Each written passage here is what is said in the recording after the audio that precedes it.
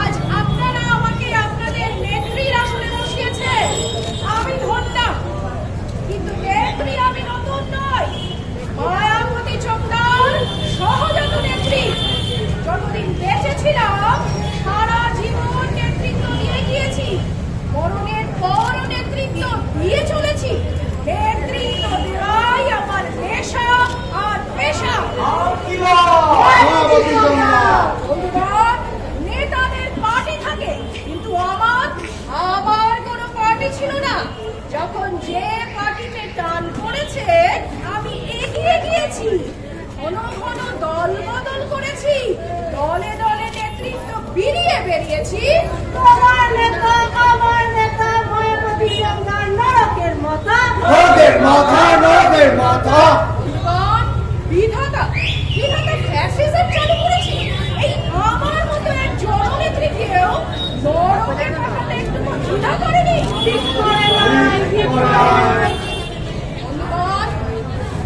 জীবিতকালে আমি সারা জীবন মানুষের জন্য লড়ে দিয়েছি। মেদিনীপুরের খরা হোক বা বন্যা, আমি গান গেয়ে সিট কালেকশন করেছি। এই কথা সবাই স্বীকার করবে ম্যাডাম। যে বছর খরা বা বন্যা হয়নি, সে বছর আমি বহু পরিশ্রম করে খরা বন্যা সৃষ্টি করেছি। আমি শিল্পীর মতো গর্জন করেছি। বন্যার তহবিল করতে সারা পশ্চিমবঙ্গ তোলপাড় করেছি। আরে আপনি আপনার উদাহরণ নিজেই, আপনি নিজের রায় লাল লায় বন্যা হইলেও করছে, না হইলেও করছে। কতটুকুই পেয়েছি আপনারাই বলুন। মাত্র 20 খান গাড়ি, 25টা বাড়ি, 61টা চালকল, 63টা মাছের ফেরি। আমায় সেম দিচ্ছে? अरे नहीं नहीं बहन जी, इतना कम क्यों? इसलिए सेम सेम। আমাকে আমি আরোই পারলাম। নেহান চক্ষু লজ্জায় কিন্তু একবার যদি পুনর্জন্ম পাই, আমিও দেখিয়ে দেব নেতাগিরি করে কত কামানো যায়। हम भी देखोगे, हमारे कंकाल बेचिए। আমি দেখাবো রেলে কংগ্রেসে। দিদির কথাটাই ভাবিলি, আমারটা না দেখিলি। দেখছি ঘটমা, এই আপনাদের সকলের হয়ে আমি এখনই যাব বিধাতার গলা টিপে ধরতে, জিভ টেনে বার করে দিতে। আমাদের দাবি মানতে হবে, ছাড়তে হবে, ছাড়তে হবে, ছাড়তে হবে। আমাদের দাবি মানতে হবে, ছাড়তে হবে, ছাড়তে হবে, ছাড়তে হবে। ঘটমা, এবার চাবিটা ছাড়ো।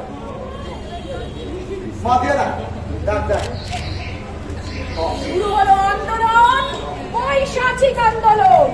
সর্বমর্ত পাতাল কাঁপবে মায়াবতী সংগ্রামে।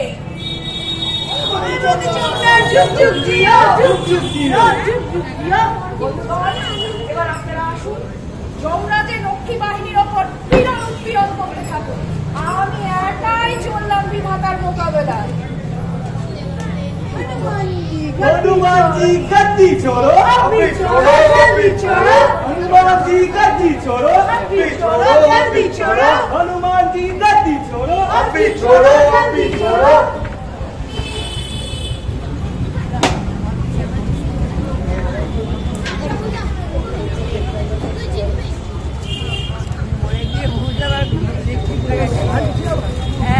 देखिए आपने मेरी सवाल শেষ হয় না। বিধাতা আপনাকে যে বিরতি খায় না আমার। আচ্ছা মা ঠিক আছে, আপনি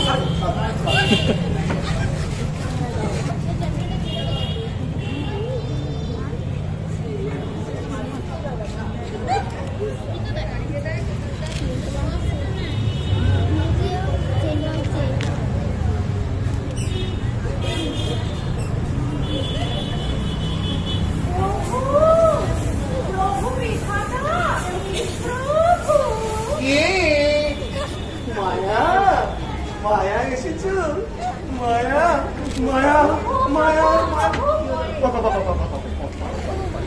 বলছি মায়া কত কি করলে? আগে আমার উপরে যখন দায়িত্ব দিয়েছেন নিশ্চিন্তে থাকুন, আমি সব সামলে দেবো। জানি তো, সেই জন্যই তো আমি গোড়া থেকে তোমার মতো একজন নেত্রীকে বুঝেছি তো ওই নরকে না ফিট করে রেখেছি, সময়কালে ভূত প্রেতগুলোকে ঠান্ডা করতে পারে। কিন্তু তুমি আমার জীব টেনে ছিঁড়ে না। আগে বাবু জননেত্রীর ভাবমূর্তি বজায় রাখতে ওটুকু তো একটু প্রয়োজন হয়, তাহলে ওরা আমার উপরে বিশ্বাস করবে কেন বলুন? কিন্তু তুমি তো অনেক খেপিয়ে তুললে, এখনো দেখার তো করবে কি করে মায়া? করবে কি করে মায়া? চুপলিকাটি করে। চুগলিপাতি? হ্যাঁ, চুপলিকাটি। প্রভু স্বর্গ।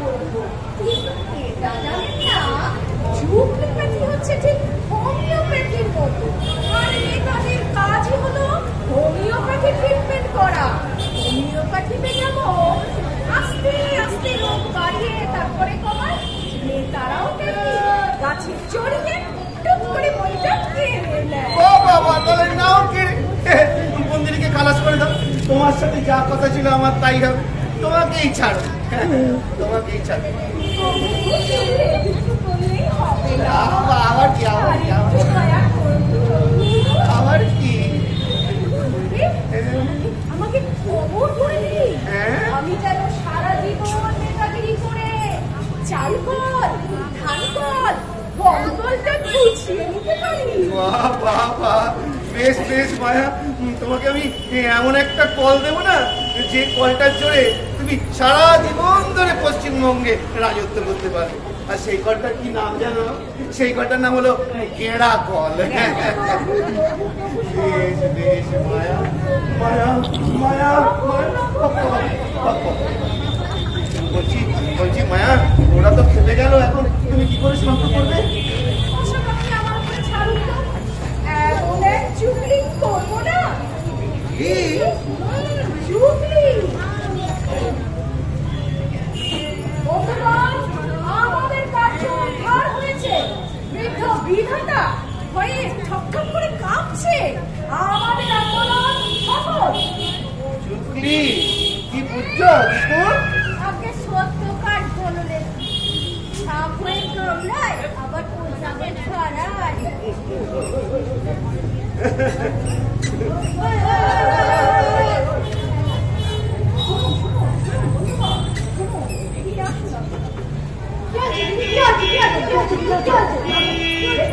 দেখুন বৃদ্ধ বিধাতা, বিধাতা কেমন ভয়ে ঠকঠক করে কাঁপছে।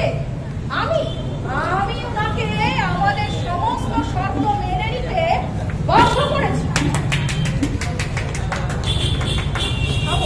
শুনো, কিন্তু বাস্তবে যে এই শর্ত এখনই মেনে নেওয়া সম্ভব নয়, সেটাও আমাদের বুঝতে হবে বন্ধুগণ। 90 লক্ষ ভূতের জন্য কি এই মুহূর্তে সম্ভব? আপনারাই ভেবে দেখুন। তাছাড়া মায়েদের পেট খালি নেই, তাই ঠিক হয়েছে একে একে জন্ম নেবে। প্রথমেই যাবে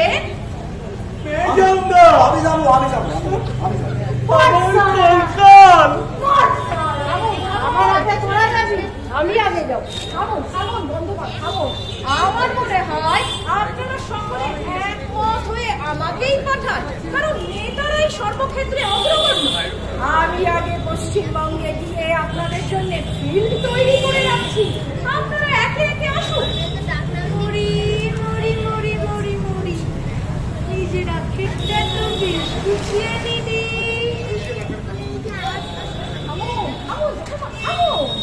জানতাম তুমি হারামি, কিন্তু তুমি যে রাম হারামি সেটা না জানতাম।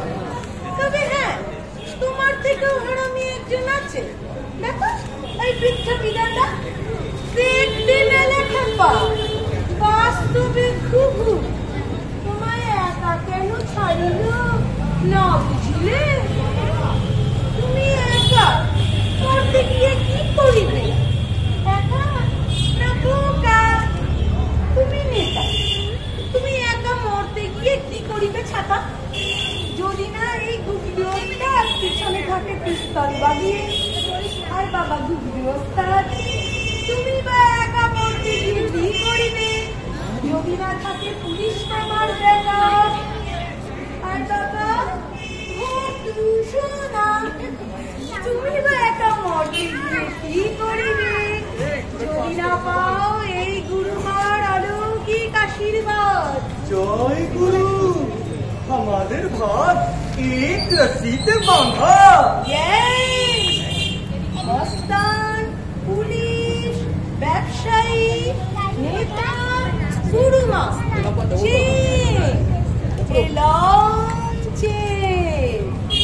হরি হরি হরি হরি হরি, তোমার চালাকি ধরে ফেলেছি হরি। একা একা যাবো না, গেলে যাবো দল বেঁধে। দল বেঁধে, দল বেঁধে। দল ছুট হবো না, গেলে যাবো দল বেঁধে। দল বেঁধে, দল বেঁধে। বিধাতার বিধের নীতি নিপাচ্ছা। নিপাচ্ছা, নিপাচ্ছা। বিধাতার বিধের নীতি নিপাচ্ছা। নিপাচ্ছা, নিপাচ্ছা।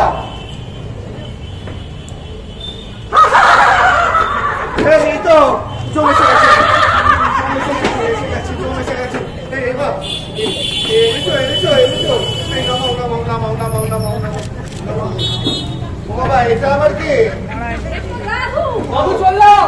ওই যে গোপালবাগে আড্ডা মারছিল। আচ্ছা, বললু একটু হেল্প করে দিলাম। হ্যাঁ না, ঠিক আছে, খুব ধন্যবাদ।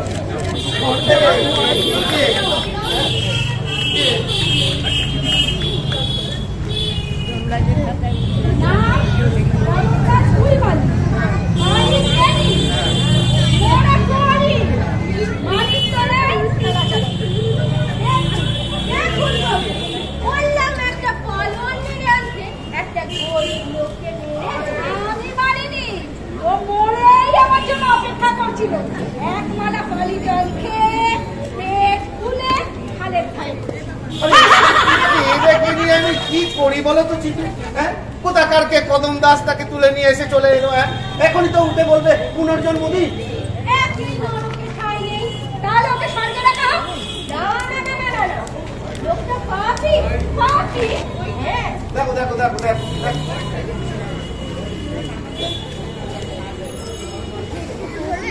কোথায়? গৌতম দাস, তুই মালিক। হ্যাঁ, ওই ছেলে মেয়ে খাওয়া পড়ার দায়িত্ব নেই। পারিপার্শ্বিক পরিস্থিতির সঙ্গে সংগ্রাম করে পালিয়েছে, আত্মহত্যা করেছে। মহাপাপ, নরকপাপ, ওরা দিনের বিচার। এই রুগ্ন মানুষটা খেতেই পায় না, কি সংগ্রাম করবে? সংগ্রাম করার ক্ষমতা আছে? এই থেকে থেকে তুমি ওরকম দোদমার মতো ফেটো না তো চোখ। আশ্চর্য, এটা কি তোমার যাত্রার আসর পেয়েছো নাকি? হ্যাঁ, তোমাকে কে বললো যে না খেতে পেলে লোকে সংগ্রাম করবে না? আর খেতে পেলেই যে লোকে সংগ্রাম করবে সেটাই বা তোমাকে দেখো। এই যে তুমি থেকে কুমড়োর মতো কতকটা করেছো, তুমি কি সংগ্রামটা দেখালে? নিজের বউটাকে পর্যন্ত রক্ষা করতে পারলে না, পা ভেঙে পালিয়ে গেলে। শোনো, যার সংগ্রাম করার ইচ্ছা সে খেতে পেলেও করবে আর না খেতে পেলেও করবে। ওটা হলো ভেতরকার ইচ্ছে, বুঝলে? বুঝতে পেরেছ? এই যাও, যাও, যাও, যাও।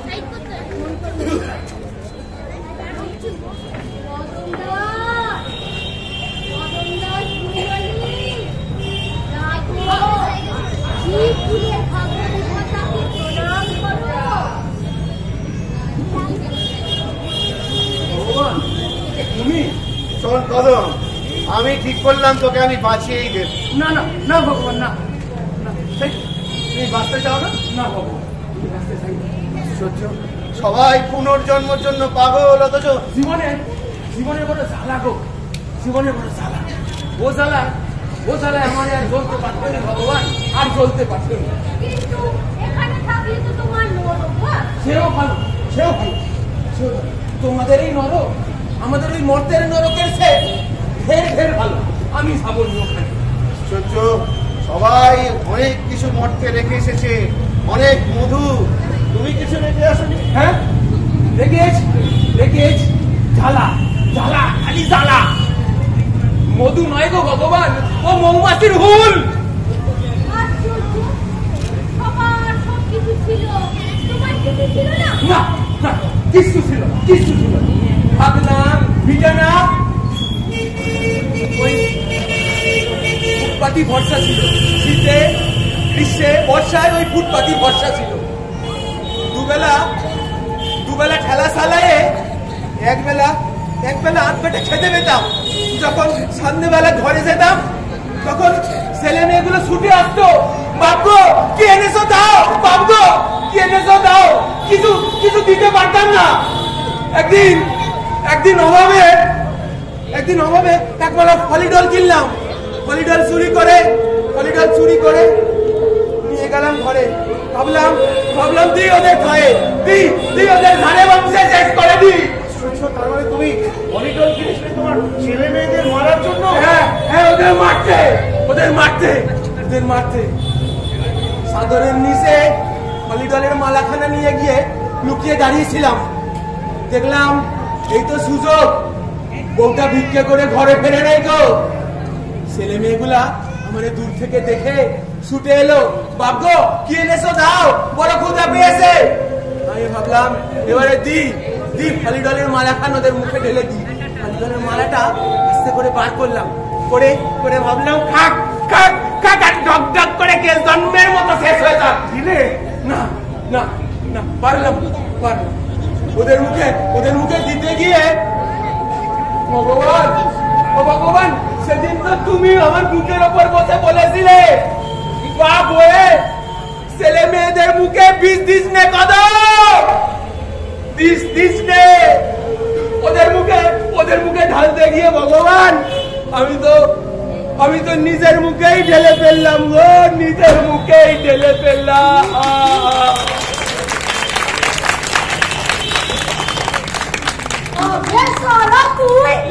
তুই আমাকে রেলের কামরা থেকে লাথি মেরে ভগবান বাঁচাও ভগবান। তুই আমার খেল খতম করেছিস। আজ সারা তোকে কে বলে? ভগবান বাঁচাও। চল সারা চল। কদমা ভগবান আমার কঙ্কালের গোদামে খেলা চালাতো, কি কারবার করতো।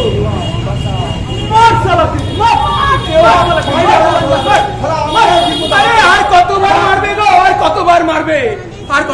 এরা যদি ওপরে আগে থেকে এসে জানতো আমি তো বিষ খেতাম না গো ভগবান। তো মরেও শান্তি নেই ভগবান, মরেও শান্তি। তোকে পুনর্জন্ম নিতে হবে কদম। না ভগবান না। চল সারা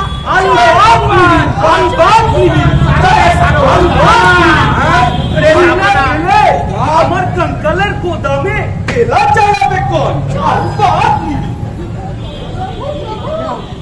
কদমকে যায় প্রভু, ওকে ঠেকান। কি করি এই 90 লক্ষ ভূতের মোকাবিলা আমি কি করে করি? হায় ভগবান, আসবে না? ও সেটাও ভুলে গেছি। কি করেছি তো, ওদের দাবি মেনে নেবো? তার নাম প্রভু। এতগুলো শয়তানকে একসাথে ছেড়ে দিলে কদমের মতো লোকেরা দলে দলে পড়বে। আমি কি করি? প্রভু বাঁচাও। আমি তোকে বললাম কদম, তুই পুনর্জন্ম নে, তুই নরকে টিকতে পারবি না। বুঝতে পারি না গো প্রভু, কি করে বুঝবো বলো? আমি কি করে জানবো? সবাই যে এখানে এসে বসে রয়েছে প্রভু। এই 90 লক্ষ ভূতের মোকাবেলা আমি কি করে করি? এই পশুগুলোকে আমি কোথায় পাঠাই? এই পশুগুলোর আপনি পশু বানিয়ে জঙ্গলে পাঠা যায়। হ্যাঁ, জঙ্গলে পশুগুলোকে পশু বানিয়ে জঙ্গলে? হ্যাঁ, জঙ্গলে। মন্দ বলেনি প্রভু, দাবি তো পুনর্জন্ম, জন্ম দিতে হবে এমন তো কোনো কথা নেই। ঠিক না? ঠিক। ভাগনা ওরা আবার মানুষদের বাঁধিয়ে মেরে ফেলবে তো, বাঘ করো নাকি? তাহলে ওদের বরং তুমি গরু করে দাও। গরু? হ্যাঁ গরু। ওরা মরতে গিয়ে ঘাস খাবে, আর মানুষ ওদের ধুয়ে দুধ খাবে গো। তুমি ওদের গরু করে। বড় চমৎকার বলেছিস রে, বড় চমৎকার বলেছিস। এতদিন যারা মানুষকে শোষণ করত তাদের দুইয়ে গরিব মানুষগুলো এখন দুধ খাবে। বাহ বাহ বাহ, এই সামান্য বুদ্ধিটুকু তুই দিলি কত? সামান্য বুদ্ধিটুকু দিলি। চিত্রগুপ্ত, খাতা দাও। এখনই সই করে দি। এখানে গোজন্ম লিখো, নরকের ভেতরের সব কটা শয়তান একেবারে গরু হয়ে যাবে। হ্যাঁ তাহলে ঠিকই। হ্যাঁ মায়াবতী চঙ্গা, জটা মা, মামা গুগলু বস্তা, ঘটোৎকচ ঝন্ডনিয়া সব গরু হয়ে যা।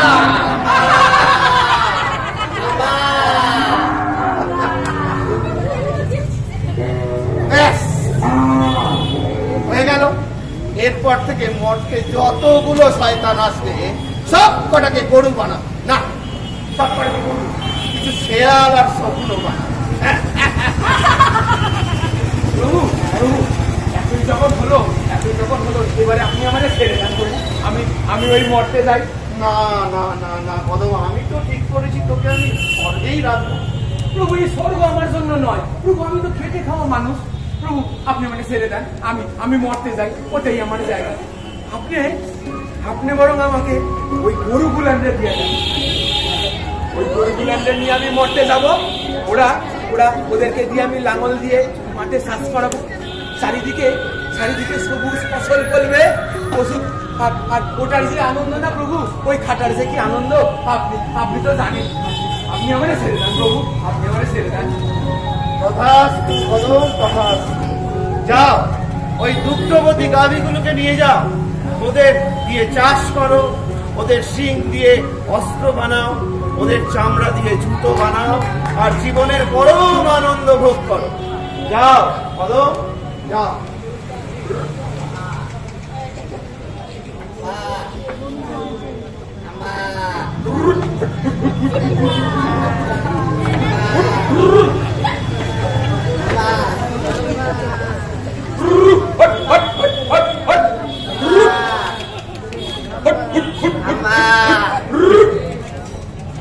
আম্মা